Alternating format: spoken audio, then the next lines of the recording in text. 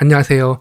오늘은 작은 텃밭에 절대 심으면 안 될 텃밭 작물 5가지를 소개하도록 하겠습니다. 오늘 소개해드릴 5가지 작물 같은 경우에는 넓은 면적의 텃밭이 아닌 이상 한번 심어 놓게 되면 다른 작물에 피해를 주는 그런 텃밭 작물이고요. 또는 전문가 또한 어려워하는 그런 작물도 있는데요. 3월 중순 이후부터 본격적으로 텃밭 가꾸기가 시작되는데 어떤 작물을 심을지 고민하실 때 오늘 소개해드린 텃밭 작물 5가지를 고려하셔가지고 작물 선택에 신중을 기해 주셨으면 좋겠습니다. 그렇지만 오늘 소개해드릴 5가지 작물, 작은 텃밭에서도 심어 재배할 수 있는 방법이 있는데요. 같은 작물임에도 불구하고 품종을 달리한다던가 또는 오늘 제가 알려드리는 방법을 활용하게 되면 작은 텃밭엔 절대 심어 재배하면 안 된다고 많이 알려져 있는 이 5가지 작물을 심어 재배할 수 있으니까요. 영상 끝까지 시청해 주셨으면 좋겠습니다. 첫 번째 작물로 호박인데요. 호박하면 5월달에 모종으로 심어주는 아주 대표적인 텃밭 작물인데 왜 텃밭에 심으면 절대 안 된다고 말하고 있을까요? 그 이유는 호박 같은 경우에는 마디호박처럼 덩굴이 많이 뻗지 않는 그런 애호박 품종도 있지만 동해호박이나 맷돌호박처럼 줄기가 아주 길게 뻗는 그런 텃밭 작물도 있어요. 물론 이렇게 동해호박이나 맷돌호박처럼 광학 큰 호박을 키울 경우에는 부드러운 호박잎을 수시로 수확해 먹는 것은 물론이고 늦가을에 늙은 호박을 수확할 수 있다는 아주 큰 장점도 가지고 있지만 작은 텃밭의 경우라고 한다면 줄기가 워낙 사방으로 뻗다 보니까 다른 작물에까지도 줄기가 뻗어가지고 심지어는 다른 작물의 잎과 줄기를 덩굴송이 감아가지고 죽이는 그런 경우도 있습니다. 그러면 작은 텃밭에서는 어떤 호박을 심어 재배하면 좋을까요? 마디호박처럼 덩굴이 많이 뻗지 않고 마디마디마다 애호박이 달리는 품종을 심어주시면 참 좋고요. 그렇지만 애호박 같은 경우에도 어느 정도 규모가 있는 텃밭에 심어야지만이 줄기가 자라면서 애호박이 달리게 되는데요. 이런 경우라면 마치 오이를 키워 재배하듯이 호박 덩굴을 상부로 유인해서 키워주게 되면 작은 텃밭에서도 이렇게 애호박을 심어 재배할 수가 있습니다. 그리고 또 하나의 방법이 있는데요. 이렇게 상부로 유인해서 키우는 것조차 어렵다면은 주키니 호박이라고 해서 덩굴송이 나오지 않는 그런 호박 품종도 있어요. 심지어는 다른 애호박과는 다른 맛을 가지고 있기 때문에 매년 이렇게 애호박만 심어 재배했다라면 아주 작은 면적에서도 심어 재배하기 참 좋은 주키니 호박을 심어 재배하시면 됩니다. 다음 작물로 돼지감자인데요.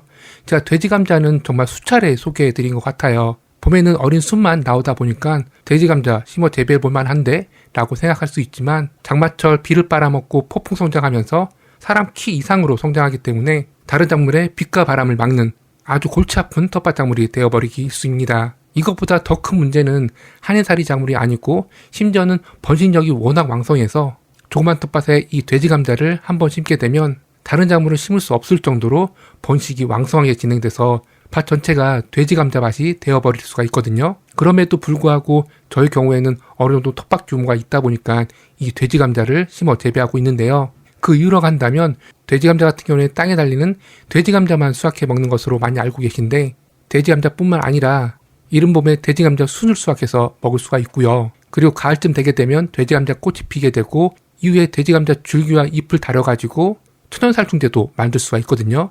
그렇기 때문에 어느 정도 규모가 있는 텃밭이라면 이 돼지감자를 충분히 심어 재배해 볼 만한데요.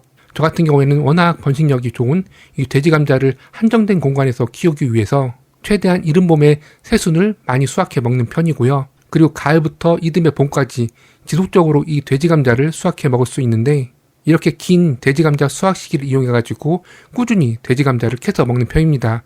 그러면 자연스럽게 돼지감자 번식을 막아줄 수 있게 되거든요.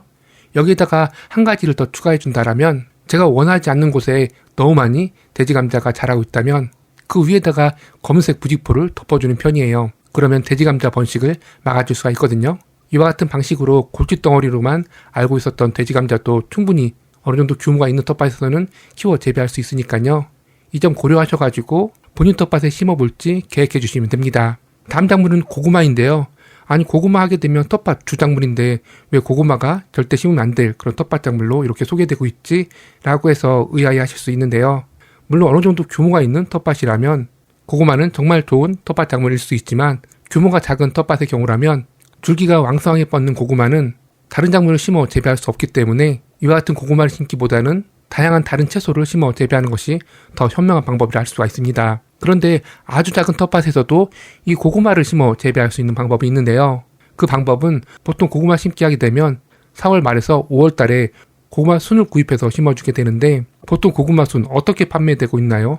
한 단이라든지 이렇게 대량으로 판매되는 경우가 태반이기 때문에 사실상 이렇게 많은 양의 고구마순을 텃밭에 심었다면 아까도 말씀드렸듯이 줄기가 워낙 왕성하게 뻗기 때문에 다른 작물을 심어 재배할 수가 없는 그런 상황이 벌어져요. 그렇기 때문에 작은 텃밭의 경우라면 이렇게 잘 키워진 고구마 순을 구입해서 심기보다는 5월 초쯤에 본인이 좋아하는 고구마를 일단 구입하신 다음에 이것을 씨 고구마로 활용해가지고 파종을 해줍니다. 이렇게 5월 달에 씨 고구마를 파종하게 되면 바닥면에 열선을 까는 등의 수고를 하지 않는다 하더라도 이 고구마 순을 재배해 나갈 수가 있는데요. 이렇게 한 달 정도 고구마 순을 키운 다음에 6월 달에 봄밭에 옮겨 심기 해주시면 됩니다.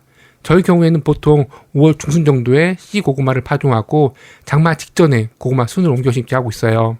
그러면 고구마 순을 심은 다음에 장맛비가 지속적으로 내리기 때문에 물을 주지 않고선도 이 고구마를 작은 텃밭에서 키워나갈 수가 있습니다. 이렇게 본인이 직접 고구마 순을 키울 경우에는 소량 재배가 가능하기 때문에 작은 텃밭에서도 충분히 이 고구마를 재배해 나갈 수 있으니까요. 고구마 하게 되면 어느 정도 규모가 있는 텃밭에나 심을 수 있는 작물이야 라고 할 것이 아니라 올해는 이와 같은 방식으로 본인이 원하는 품종의 고구마를 심어 재배해 보셨으면 좋겠습니다. 추가적으로 이렇게 고구마 순을 5월달이나 6월달에 심게 되면 수확은 9월이나 10월달 정도에 하게 되는데요. 그때까지 다른 작물을 심어 재배하지 못하다 보니까 텃밭 활용도가 뚝 떨어지게 되는데 고구마 수확 전까지 틈틈이 오셔가지고 고구마 줄기와 고구마 잎을 수확해 드셔보세요. 그렇게 하게 되면 다양한 작물을 심어 재배하는 것 못지않게 고구마 하나를 심었음에도 불구하고 고구마와 고구마 줄기 그리고 고구마 잎까지 수확해 먹을 수 있으니까 다른 작물 심는 것 못지않게 더 많은 수확량을 확보할 수도 있게 됩니다. 다음 작물은 수박인데요. 아마도 텃밭 가꾸기를 처음 해보시는 분들이 이 수박을 많이 심어 재배하는 것으로 알고 있어요. 키우는 재미가 워낙 쏠쏠하다 보니까 5월달 본격적으로 수박 모종이 풀리게 되면 어김없이 손이 가는 것이 바로 이 수박인데요. 그런데 무턱대고 덧붙인 수박 모종을 구입하게 되면 커다란 수박을 수확해 먹는 것은 고사하고 수박줄기 순지르기만 하다가 수박 재배를 마무리하는 경우가 정말 많은데요. 이렇게 손이 많이 가는 것에 비해서 수확은 거의 못하는 그런 단점이 있는 것은 물론이고 덩굴이 워낙 넓게 퍼지다 보니까 다른 작물에 피해를 주기 딱 좋거든요. 그리고 커다란 수박을 수확하기 위해서는 순지르기와 물주기, 밥 만들기와 웃거름 주기, 그리고 그늘막을 설치하는 등의 전문적인 지식이 필요하다 보니까 작은 텃밭 기준으로 했을 때 커다란 수박을 목적으로 한 수박 재배는 추천드리지 않습니다. 그럼에도 불구하고 텃밭에서 이 수박 포기할 수가 없죠. 저 같은 경우에도 거의 매해 이 수박을 심어 재배하고 있는데요. 저희처럼 전문적인 지식이 없거나 또는 텃밭 규모가 작은 경우라고 한다면 이렇게 덧붙인 그리고 커다란 품종의 수박을 키우는 것이 아니라 작게 자라는 수박 품종이 따로 있거든요. 대표적으로 애플 수박이 있고요. 그리고 망고 수박과 복수박이 있습니다. 그렇기 때문에 텃밭에서 이 수박을 키울 때에는 덧붙인 수박보다는 이와 같이 작은 사이즈의 수박을 심어주게 되면 덩굴도 적게 뻗어나가고 심지어는 그렇게 어렵다는 수박 가지치기조차도 하지 않는다 하더라도 꽤 많은 양의 수박을 수확해 드실 수 있으니까요. 매년 수박을 재배해 오고 있는데 고생한 만큼 수확량이 많지 않았다면 올해는 한번 이렇게 작은 사이즈의 수박 모종을 구입해가지고 심어보셨으면 좋겠습니다. 다음은 가을 감자인데요. 감자는 봄과 가을에 심을 수 있는 아주 대표적인 텃밭 작물 중에 하나예요. 그런데 이 중에서도 봄 재배 감자 같은 경우에는 텃밭에 심는 것을 아주 추천드리지만 가을 감자 재배 같은 경우에는 절대 심지 않았으면 하는 텃밭 작물 중에 하나이거든요. 그 이유라고 한다면 봄 감자 같은 경우에는 추운 시기인 3월달 정도에 씨감자를 파종하기 때문에 씨감자를 심고 이후에 씨감자가 썩을 일이 거의 없어요. 그렇지만 가을 감자 같은 경우에는 심는 시기가 아주 덥고 습한 날씨인 8월달에 심다 보니까 전문적인 지식 없이 그대로 씨감자를 심었을 경우에는 씨감자가 썩어버리기 일쑤이거든요. 그리고 이렇게 애써 키운다 하더라도 봄 감자에 비해서 반도 안 되는 수확량밖에 확보하지 못하기 때문에 텃밭 활용도가 확 떨어지기 때문에 아싸리 이와 같이 가을에 감자를 심기보다는 가을에 심을 수 있는 텃밭 작물이 또 굉장히 많이 있거든요. 대표적으로 김장배추나 김장무, 시금치나 쪽파와 같은 가을을 대표하는 텃밭 작물들이 꽤 많이 있기 때문에 이렇게 무리해서 가을 감자를 심기보다는 가을을 대표하는 또 다른 텃밭 작물을 심어주는 것이 더 현명한 방법이라 할 수 있습니다. 이렇게 해서 오늘은 텃밭에 절대 심으면 안 될 텃밭 작물 5가지를 선별해서 소개해 드렸어요. 사실 절대 안 되는 텃밭 작물은 없는 것 같아요. 그리고 작물에 대한 편견도 있어서는 안 될 것 같은데요. 그럼에도 불구하고 작은 텃밭 기준으로 했을 때에는 이와 같은 텃밭 작물들이 조금 어울리지 않으니까요. 다른 방식으로 심어주거나 또는 다양한 품종들이 있으니까 품종을 잘 선택해서 심어주게 되면 어찌 보면 충분히 이와 같은 텃밭 작물들도 심어 재배할 수 있으니까요. 텃밭에 심을 수 있는 정말 다양한 작물들을 미리 공부해 보신 이후에 본인 텃밭에 딱 맞는 텃밭 작물을 선별하셔가지고 올해도 정말 재밌게 텃밭 가꾸기 진행해 보셨으면 좋겠습니다. 감사합니다.